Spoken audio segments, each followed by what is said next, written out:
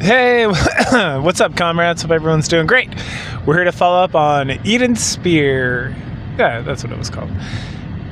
So currently we have the event. This is like an anniversary event, right? So we have Eden Spear, and then we have Goddess Fall. That's going on at the same time as like 40... Is it 41 and 42? Whatever this is. The last... I think it's 40 and 41. And so we pick back up. So in the previous 2 weeks ago with the main story, we saw the light piercing through the sky, and and then we jumped to Anise and Neon doing some crazy shit. So we pick up right where we left off with them. So as the commander and Rappy and Mattis and Nayuta all watch this, the giant light pierce something into the sky, which we know it's the thing that was covering the queen from seeing down to the earth. We get redirected back to finding the four beasts and dealing with them by Nayuta. And so we head inside Whaley. And while we're traveling inside, Rappy and the commander start questioning Nayuta and how she knows so much about Vapis and about everything that's going on. And then we also inquire about the number 7, which is what Ither keeps calling us, as we talked about in Mana Spring. But also, they're like, what's going on with that? And then Nayuta finally reveals that there is a special gene that we as the commander possess that is only activated under certain conditions. And she explains that the gene grants 2 different powers. So the Vapis flowing through our blood is one part, and the second part is the healing factor. So the more we get injured, the more it activates, and the more we become faster healers. And this kind of explains whatever this gene is, it's gives us our super healings powers. And that this was triggered by the awakening of a corresponding gene, which is the queen gene, in a new a potential new rapture leader. So every rapture queen, which yes, there's more than one. Which we know about because the four beasts are trying to create their own queen, right? But that when we come into contact with another queen, which is Marion, obviously, that the pheromones and everything causes our body to go into a rapid change. So because we interact with Marion, now we have, that's why we started healing so quickly and being able to have further strength and all this other kind of stuff, and activate all that stuff. And then because we as the commander, we know because we played the Kingdom. Was it Lost Kingdom? With Crown and Marion and my beautiful Chime. But the commander doesn't know that, so they suspect that the four beasts have somehow activated this new queen that they've been working on for all this time, and that they've been successful. And so we need to seek them out so we can figure out this queen thing. And that Nayuta continues to encourage us to do that, to fulfill our destiny, and that not to worry about any existential, world-shattering stuff, because we have a specific purpose. And as we're trying to figure that out and talk about that and moving through Rappy, we also have to be prepared and be careful of the Gene Reaper. So Gene Reaper is a heretic that takes down all potential queens and has been doing that for 100 years since Mermaid put the thing over. So no other queens could come in and take control of all the raptures and whatnot and have their complete obedience, right? And so it appears that the Gene Reaper has not been able to find the Four Beast Queen, if such a thing exists, because of the dark matter that they've been using to shield or whatever from the thread. And this allows them to continue on with their original plan of developing a queen in secret. So we determined that we need to track down Levy and Ziz, who are somewhere here around here, and that we need to make sure we make contact with this hidden queen of theirs. So we continue to travel. Nayuta continues to kind of vaguely explain about that she's a splinter, and that she used to belong to this organization that was a very super secret, top secret organization, and that eventually this was they collapsed upon themselves, or they were destroyed by their own arrogance. And then we mentioned Deep, right, from Wisdom Spring again. And then Ayuta gets very concerned and warns us to forget anything we know about Deep and anything about this, and to not call it anymore. And that she mentions that the abyss of the Ark at this point and that, unfortunately, we will probably be dragged back over there to deal with this deep situation at some point or another. But she encourages us to always remember who we are, regardless of where our path leads, like a lot of cryptic bullshit like that. And finally, she guides us out to like an open field, which is like, oh, finally we've arrived after like however freaking weeks long of travel. And this is Reptilian's home, and there's like an actual legitimate home with like, I don't know, like gardening utensils and like a whole shebang, and like it's like a wooden structure that was crafted in the back of Whaley here. And then we look around and we can't find anybody, and Utah's like, well, let's just wait here and they will return. And it's like, who's they? The four beasts and stuff. And then Utah's like, you will see. And it's like, okay, cool. So we're just gonna hang out here. So we talk about like the gardening tools and all this stuff, and then we talk about how like who could be using these gardening tools. Like it's clearly not Rappy. He's inside like a Rappy costume or a Rapture costume, and if he came out, the Raptures would attack him supposedly, which we know they wouldn't, but she doesn't believe that. And then all of a sudden, then this young girl named Pinocchio, who is not a Nikke and not a heretic and nothing. Like we have a whole conversation where we're like, are you a Nikke? And she's like, my name's Pinocchio. And then someone's like, so you're a heretic? And she's like, my name's Pinocchio, not heretic. And it's like, are you a human? My name's Pinocchio, not human. It's like, okay. And then so we were like, okay, well, no, well, like those are all species. What species are you? And she's like, I'm a Rapture. And it's like, what? And she's like, yeah, I'm a Rapture. Everyone around here is a Rapture, so I must be a Rapture as well, right? It's like, including Uncle Reptilian. That's right. And then Nayuta reveals that Pinocchio is very unique, and that she is a Nikke, or she's similar to a Nikke or heretic or whatever, but that she has the ability to physically grow over time like a human being, right? Which is like baffling because this trait is not found in any of like the Nikkes or heretics or anything. And so Maxwell demands like a body sample or something, and we're like, no, you're very sketchy. We're not like Miss Liz is absolutely not going to get a body sample of Pinocchio or like a tissue sample or whatever. But Nayuta says that she'll give us, the commander, a tissue sample. We can figure out what we want to do with it on our own. Then the discussion gets interrupted by the return of Reptilian, who arrives with the heretics Levy and Ziz. Hooray. So the brief, joyful reunion, it's shattered when Levy and Ziz realize that they've been followed by us, and they feel deeply betrayed by Reptilian. The Leviathan kicks him to the ground and flees, and Ziz, assuming they had being handed over to flees with Ziz, and because they assumed that they'd been brought to us by Reptilian, who was just kind of meandering about. So instead of chasing after him, we want to make sure Reptilian's safe, so we take care of that. And then we also get Maxwell to hold Mantis back so we can all stay together. Pinocchio's super angry that those bad guys hurt her terrible uncle.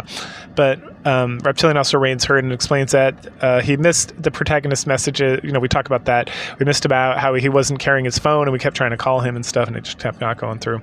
But that he wants to continue to pursue a peaceful resolution with the four beasts. And then Nayuta warns about the heretics and how they're very dangerous and very kind of like children, essentially. They're just kind of like, it's hard to parlay with them and whatnot. Eventually, Reptilian takes Pinocchio inside for their safety, and then that's up to us to head out and track down Levy and Ziz. And so Maxwell is like, oh, god damn it, I guess we're going to follow Nayuta some more in her awful directions and everything. So we get back to our search. At some point, Nayuta hands us this like mysterious gear and mentions that it's from Pinocchio's body, and this is like the body sample or tissue sample or whatever that we were promised earlier. And then asks us to take it to the Ark for scientific analysis. And then we're wandering around. We take a little chill on some shade atop a massive. We just take this massive area of shade or whatever. And then Rappy starts discussing that she feels like we're gonna have to just beat the shit out of the four beasts, right? And we keep talking about how no, we can have a conversation, we can make this work, we can figure it out. And that it seems like the four beasts are really struggling, and now would be a good time to get them to come with us instead of maxing out our like getting into a huge fight and causing all these problems and whatnot. Like if we can join forces with them, we'll be even stronger, and that'll be a huge boon for like humanity. And like they seem like they want to join up, but then they feel like betrayed, or like they're very concerned and very defense oriented and whatnot. And then we talk about how they're probably traveling on foot, so it shouldn't be that hard to like get up with them, because like Ziz is probably not flying around, because if they were flying, they would like they would go off the what's it called, the mother whale. Sorry. And then while we're discussing tactics and discussing what we should do next and all this stuff, there's like a huge like shade like shows up. We're like, oh, the fuck is this like other shade that we just found? And everyone looks up and it's dun dun dun, it's Liberelio, hooray! Peak character design, fucking Liberelio, so hot. And she's been listening in to like the whole conversation, because she was the shade all along. And so she descends and demands that we tell her how the four beasts have created a new queen, because she heard us over talking that and stuff. And then Matt just attempts to like ambush her, but she instantly incapacitates Laplace and Drake by cutting off their ability to breathe. And then she causes like a huge wave and stuff. And then she eventually just like restores their air after Maxwell asks very politely for her to do that. And then Ayuta recognizes that Liberelio is the Gene Reaper, but before they can have like a conversation about that, Liberelio like decapitates Nayuta with a sudden burst of energy, and everyone's like, holy fuck, what's going on, blah blah blah. And then Liberelio's like, oh my god, just calm down, it's not that big of a deal, guys. And we're like, what do you mean it's not that big of a deal? And we all look, and Nayuta's body like dissolves into like gold particles that start floating away, and we're like, wait a second, is she dead? And Liberelio mentions kind of the same thing Nayuta did about her being like a piece of like something, like not like that's not Nayuta, that's like a piece of Nayuta or something. And she's like, oh, that thing disgusts me. And it's just returning back to its origin, right? And then we get like super mad, and she's like, all right, everybody calm down, it's too noisy here, I just want to talk and we can figure this out. And then all of a sudden she like slams us to the ground, and then does her tidal wave up here on the mother whale, which everyone's like, what the fuck? And she's like, one person can speak, I'm tired of listening to all this crazy noise, and I'm here to clean up and annihilate the four beasts because they're trying to create a queen, and that's unacceptable because queen genes must all die.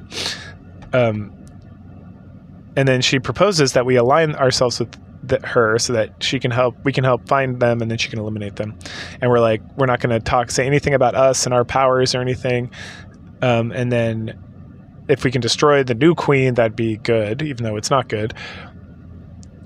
And she has a lot of concerns about how like a new queen would like rewrite the laws of nature and drastically mutate all the raptures and make like all of mankind's like century-long acclimated tactical knowledge about how raptures and how they function and like all that shit's going out the window and make it completely worthless. So she's really trying to sell us and like teaming up with her.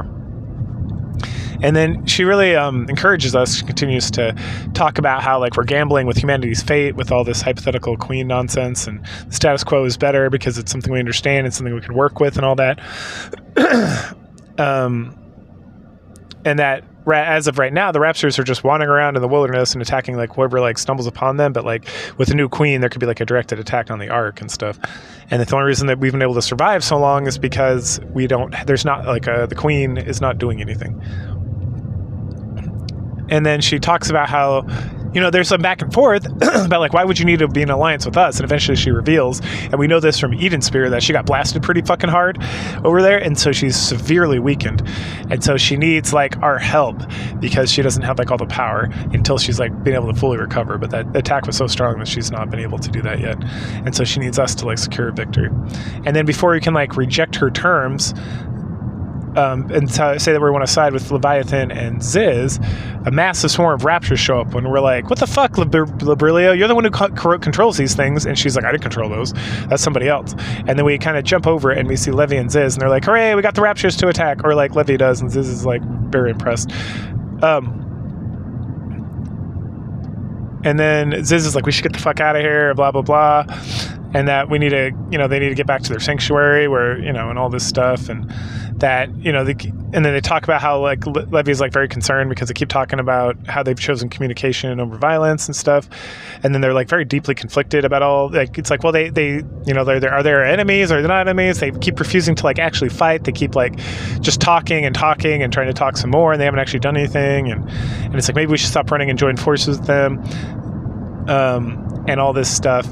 And then we like catch up to them, and then they see like Liberalia, and the Liberalia keeps talking about how like we're allied together to fight them, and we keep being like, no, we are not allied with Liberalia.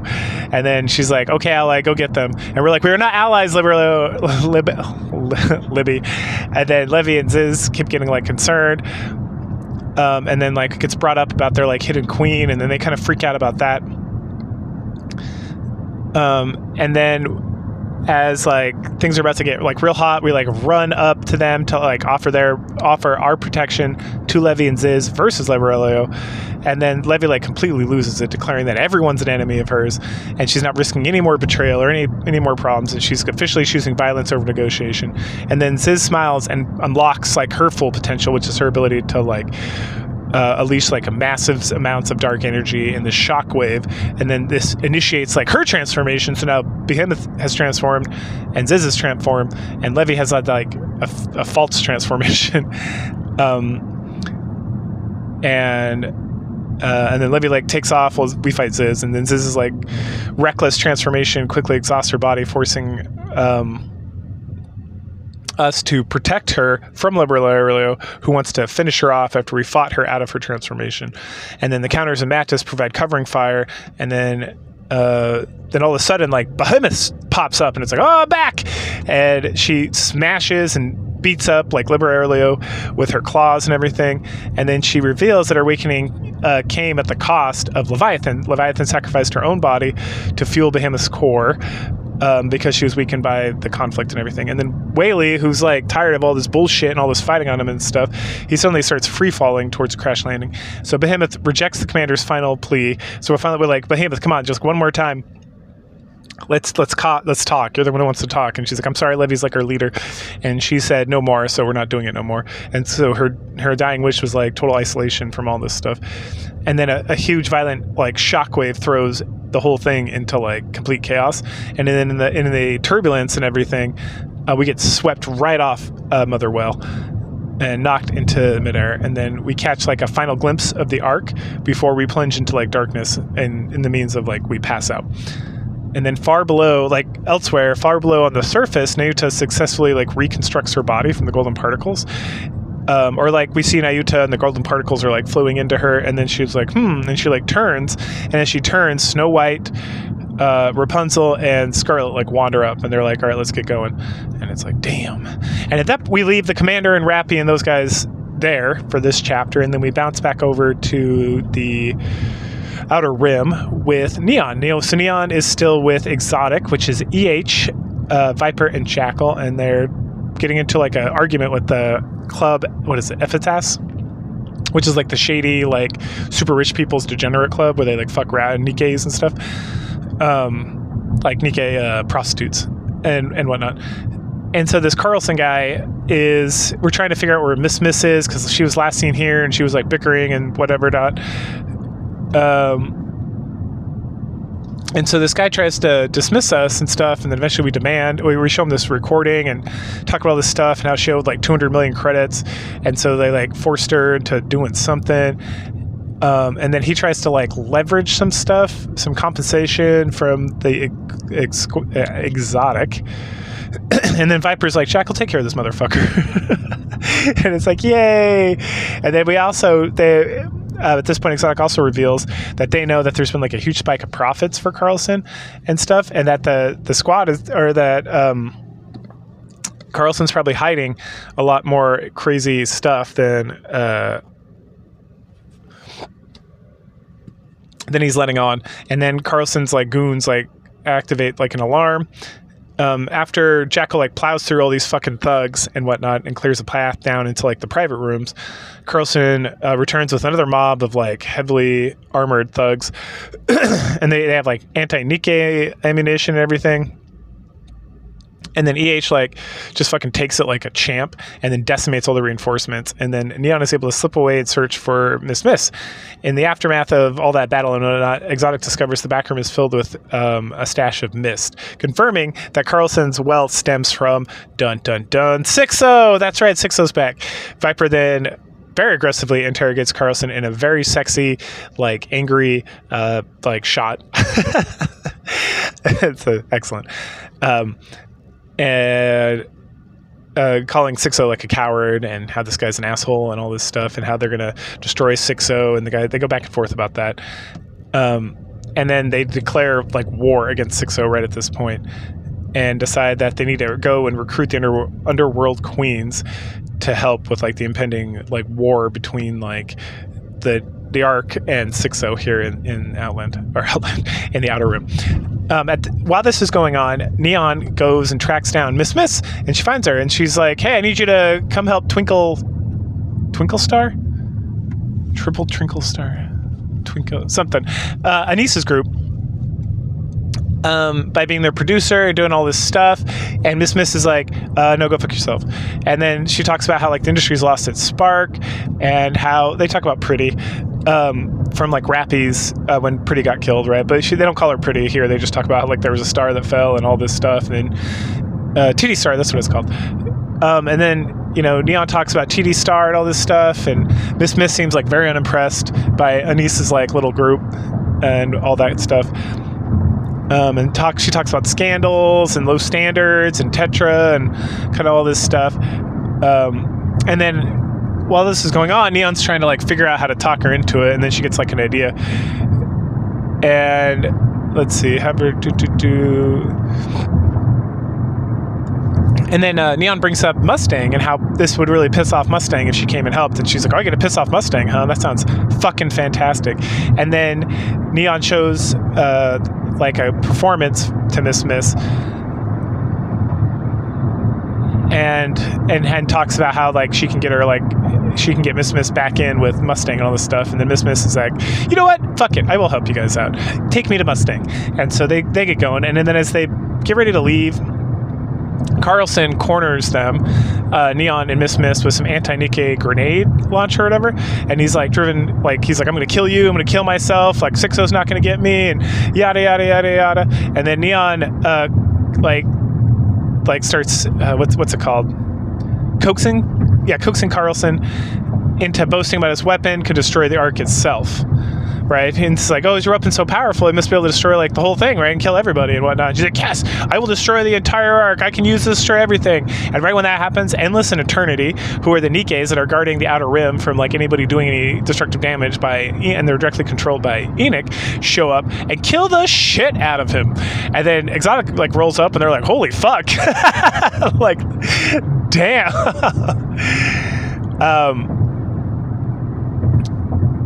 And then, I think Neon actually, I wrote down that she protects Carlson from like absolute death by like parlaying with Eternity and what's the other one's name? I just said it. Endless. Eternity and Endless.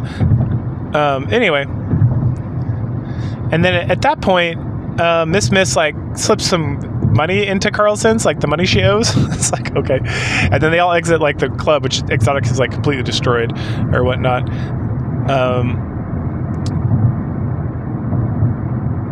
Let's see.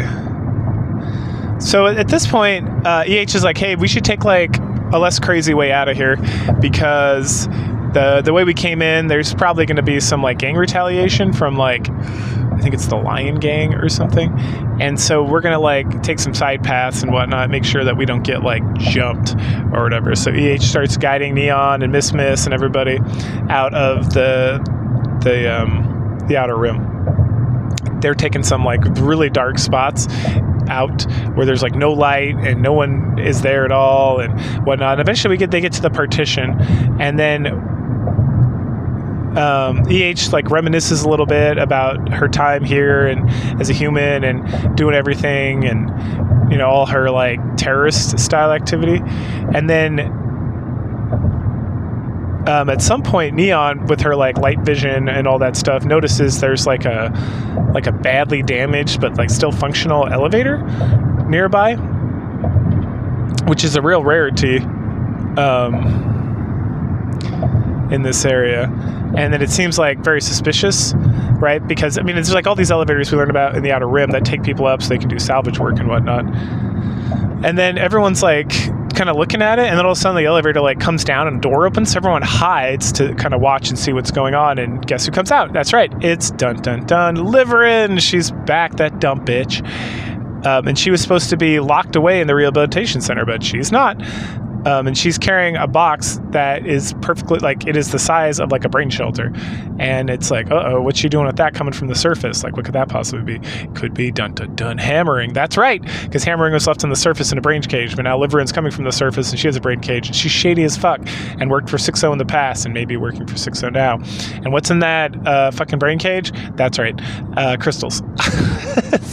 Ruh-roh. So Neon and EH go to track down Liverin, while Viper and Jackal make sure that Miss gets over to Mustang.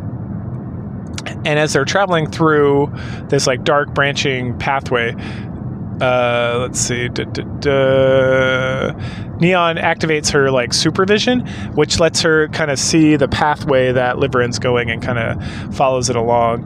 And she heads deeper and deeper into like, I don't even know where, right? Just down and down, down into like this like super sketchy part. And then at some point she notices these doors, and above the doors is this like big P, like just the letter P. And then as she gets closer, it hisses open and she steps inside as if she's been hypnotized. And at that point we jump with Miss over to Tetra headquarters. And so she's confronted and arguing with Mustang, right? Challenging his belief in like a true star still exists in the arc, and they go back and forth about like Pretty and, you know, her desperate search for like a star after that whole debacle and whatnot. She even went to like the rehabilitation center, and that's the reason she was in the Outer Rim, was to see if there was a star there, like a hidden star. And then she refers to him as like the monster maker of showbiz and all this stuff. And then Mustang permits her to aid Anise on one condition. She must strictly teach Anise to sing and dance without exposing her to the corruptive nature of stardom.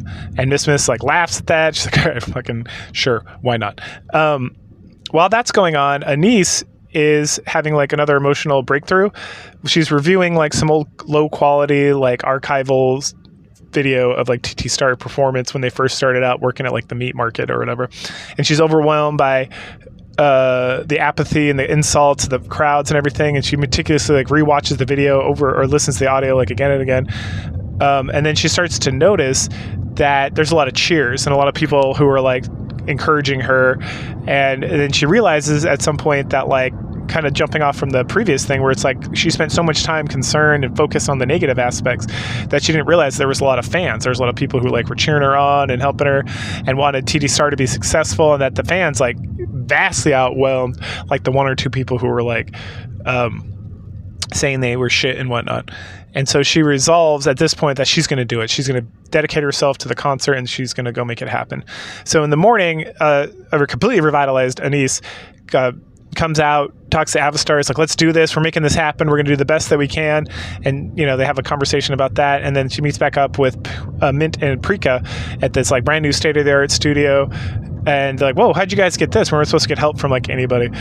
And then they reveal that they leveraged like their connections with Noise and Arya to secure like this practice room that they could use at the Arcrean Hall, which is like Arya's like special theater or whatever, permanent.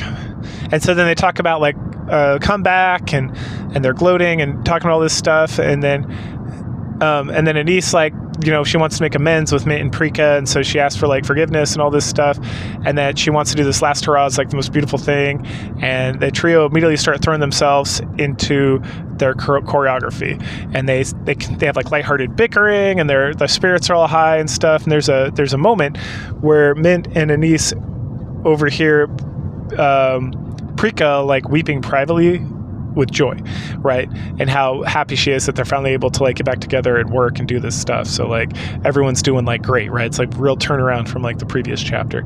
And then after this like very emotional, like cathartic like moment where they're all like happy and they're going to do this and everything, Avastar's like, hey, we got a guest that was sent by Neon, who's missing, and it's Miss. That's right. So this woman like demands that TT Star start drawing. Demands that TT Star demonstrate. Oh yeah, she's like, start singing and dancing. I want to see this right now. And then they get like, there's some back and forth with that about like what they're doing and all this stuff. And then Prika's like, wait, no, this is Miss. Like she was like. Pretty's like producer or whatever. It's like this is like a big deal, and Mick gets like super starstruck about like her like how like everything Miss ever touched was like perfection and like all this stuff, and that she was like the definitive producer behind Pretty. And I think this is the first time like right at the end of this chapter is when they like actually say like this person that we're talking about is Pretty again. Let's see.